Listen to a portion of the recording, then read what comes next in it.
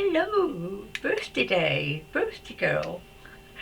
I've just come back from the garden centre where I had a fantastic piece of cake and a coffee.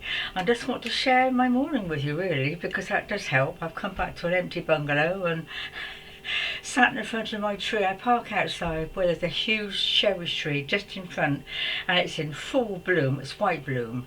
Usually cherry trees are pink, but this is in white bloom. I just sat and cried. So much love really, isn't there, in the spring and the trees and everything. And I do have a lot of love given me from the inner planes, and I had all my masters around me and I just felt very cosy and enclosed actually. So yeah, I've just come back with crumbs on me still. I do make a mess. A friend of mine said, why don't you put a plate under your cake whilst you're eating it? But I don't, I just stuff it in and crumbs all around me. And every morning I've got to hoover in front of my settee. It's crumbs of all sorts, crisps and cake and this and that. And I wonder why I get fat. But I went to the garden centre. It's about the best place around here. There are some little tea shops, but the garden centre, I wanted a people watch. I thought I need to be with company. I haven't got any of my own. Let's go and join in with humanity, much as I don't really like it. But to hear the voices and see the people, it just sort of felt it livened my day up a bit. I did have a little laugh to myself from time to time because people are strange. To watch people. I mean, we're all peculiar. But the garden centre, of course, is I dressed up. I had this. Well, this is my new jumper. I had this lovely pink jacket. I thought I'm going to dress up, put makeup on, and give myself the work, do my hair. But of course, it was the wrong place because everyone's there in anoraks and Wellingtons, and they all sort of look at me as though I'm off the mannequin parade. No, they don't actually, but I'm aware that I never have fitted in, to be honest. I mean, I'm that sort of person. I don't ever fit in. I've got that kind of energy. People sort of look at me, and even if I'm not dressed up, I'm not very good at being casual. I never worn jeans. I don't like jeans. I'm usually in skirts, not trousers, and if they're trousers, they're kind of fancy trousers.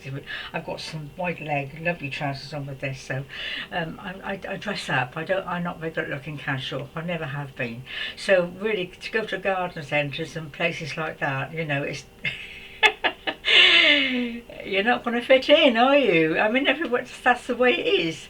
I can remember one of my worst experiences of being underdressed, or overdressed rather, was when I went, I'm digressing again, I do that, so I'll tell you this little story. It was the Woodland Trust. It was something to do with the Forestry Commission. That's right, this is going back some years. The Forestry Commission, which is all about trees of course, are having a day, and I was welcomed. I was invited to go to this day.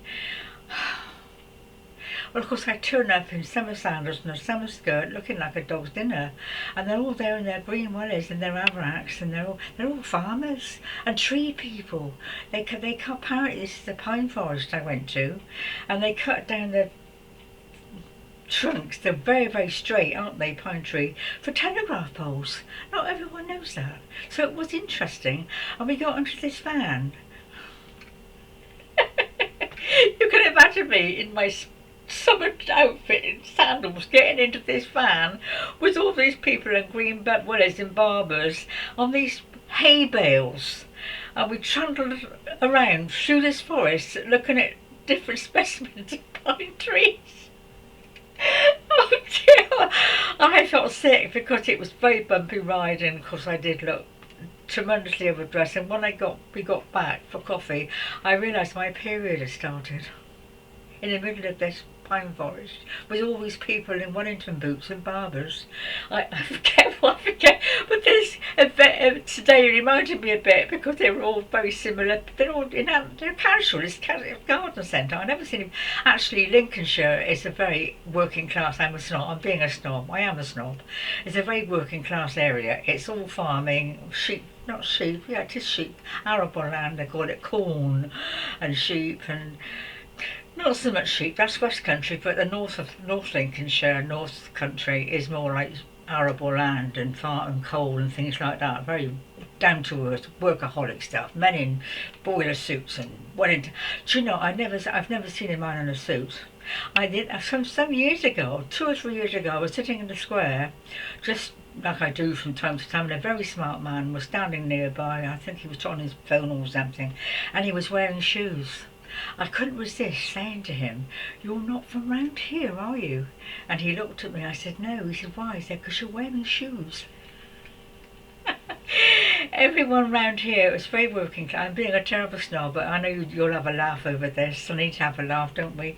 And they're wearing trainers and tatty t-shirt. And where are the smart men these days? They're not in Lincolnshire. I don't think I've ever seen a man in a suit. I won't go out with a man in a t-shirt, not initially. If he comes on the first date with a t-shirt, that's it. I've got to have smart. Even if it's just a sports jacket or something smart, you know. I don't want trainers to go out for afternoon tea. I took a young man out for once for afternoon tea in a tea shop, very posh tea shop, and he turned up in his, he was a Calagas delivery man. He's my toy boy, actually. About 21. And I took him out for tea, and everyone sort of looked up. Oh dear, it was awful. So you have to dress accordingly. When you roam, do as Rome does, you know. But I'm not very good at being casual. I was back to my tea shop, my morning coffee in the garden centre. It's a lovely garden centre actually, and I've got all sorts of plants. And it's a lovely tea shop, which is really, well, it's a big area actually. So I sat down and I thought, I'd already bought 2 little plants and I'd had them on the table. So, and I was just watching. There was a dear couple in front of me. She was in a wheelchair and he was talking away and so attentive. They were an old couple. I just couldn't resist on the way out saying to them, "You are such a devoted couple," and she was in tears. When I was talking to her, she was in tears. I find that with people. I think it's the light, you know, the compassion and the light and the spiritual sense that they pick up on. And we're all told that we really should communicate more because we are, well, I know I am, the word. My words are full of a certain energy, a code or something, which has to be passed on. People are waiting for this particular code. So I talked to as many people as I can, and she was full of tears, dear little old lady, and he was so devoted. He had his arm round her. He said she had a stroke apparently, and they've been married 61 years. 61 years, and of course, and it was such a devotion. Such lovely. He was talking away to her. He's a carer and a husband, and I feel quite tearful now because it was such beauty to see such devotion this day and age, such caring. And of course it reminded me of the weird time I had, which I haven't yet told you about. It's in my book called Betrayal, about this weird relationship I had. I think I have mentioned him from time to time. Very, very tall, 6'3", heavy, and I used to push him around in a wheelchair. I've been thinking about him a lot lately. He's in my video Moving On. But I did meet him in the afterplanes when he told me this is an illusion. But he was a bugger. He had a stroke, but he also was the game player. He was the emperor of Rome, and I was his floozy. I mean, it was a dreadful time. And seeing this man pushing this woman, I thought, God, I've been there, done that. Bloody wheelchairs. I mean, they're a nightmare. You've got to unpack them and pack them and get the person in them and push them. And I spent a couple of 2 or 3 years with this man called Ken, in his wheelchair, taking him out for tea, and really, he didn't understand a thing. He'd had a stroke, and I don't know what I was doing. I'm questioning myself. What was I doing? Giving my energy, my life, my money to this idiot that didn't appreciate me or value me. So I think today was much more about I'm getting carried away. Honouring myself. I bought some lovely flowers from the garden centre. Beautiful, beautiful bouquet. I had some cake. I bought this jumper. What else did I do? I did everything I shouldn't do, really, or should do, you know, because I'm a bit of a spendthrift and I hadn't got much money on a pension, as you know, so I went a bit crazy thinking I deserve it. I do deserve it. No card from my daughter, not a single thing. I remembered she did this last year to me. She didn't send a card or anything, but she did ring me, I think, at 10 o'clock at night. But this year there was nothing, and I just think that's quite disgraceful. When you know, anyone who's a mum, what you do for your kids. I mean, you know, when I was, well, after I left my husband, she was in the States. She was doing studies and she had boyfriend troubles. I'd chase all over the country in my little car, strange motorways, rescuing her. It cost me a fortune. Used to take her on holiday. I took her to Vienna once. The money I spent on that girl, and I don't resent it, but you know, to not have a birthday card, I think. I've just, well, not just found it. I have just found a video. I put it on the higher, so the way she lives, I mean, she's loaded. She's a therapist. She must charge the earth. And I thought, she can't even send me a birthday card. But she's trying to tell me something. She doesn't like me. She don't want to bother. So, okay, I've got to give myself the love and do all these lovely things for myself, which I have done. I'm just going to check the time a minute. Got a rabbiting on. Anyway, I was people watching in this garden centre, and it's very, very noisy. It's no carpets and chairs scraping, and it was assault on my senses. I sit here very quietly. I don't hear a human voice except on television, and all this noise and clatter and it was really quite overwhelming, to be honest. And I noticed in the corner there was a huge round table. Absolute chaos. All these mothers around it with their kids and babies and stuff. I mean, well, you know, chaos. I mean, it's not to them, of course, that's what they love it, but to me, I'm a very, well, I'm not a tidy person. I am tidy, I'm very organised. I've got a lot of mess around, but it knows where it is, if you know what I mean. I mean, this is kind of a lot of stuff, but I have it, it's ordered. I'm not chaotic, although my daughter says I'm chaotic, but that's what she thinks. But generally, I'm fairly organised, and to see all this chaos, paper napkins and plastic cups and bottles, and suddenly this woman gets her breast out.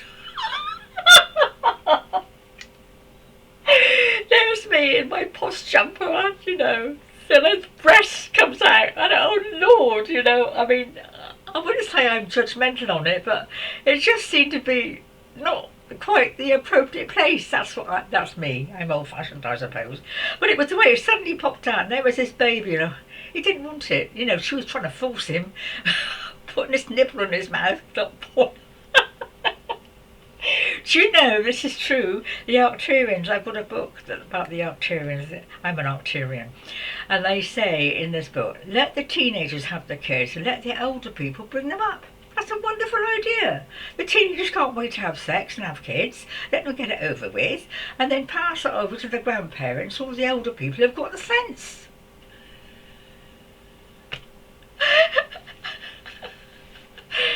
Well, I was an older mother. I was 30 when I had my daughter. Oh, I'm telling you my age now, aren't I? But I was I was called an elderly primate. I almost died having her, actually. That's another story.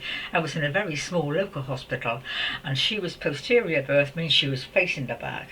And it took me 3 days to get her out. And when I did, I almost died, and so did she. So and she was handed to her father, you see. So really, I think the person that holds the baby first is the parent, and she was her father's daughter. I'm skipping around today. I'm just so full of it, aren't I? I've been out there with all these people talking and no one to talk to. So anyway, there we are. That's enough for today. Not a very mystical video, I don't suppose, but quite a lot of observational things going on there, and at the end of the day I thought, well, you got to love yourself, kid, you know, that's all you got. But take care, my dears. God bless for now. Let's find this thing.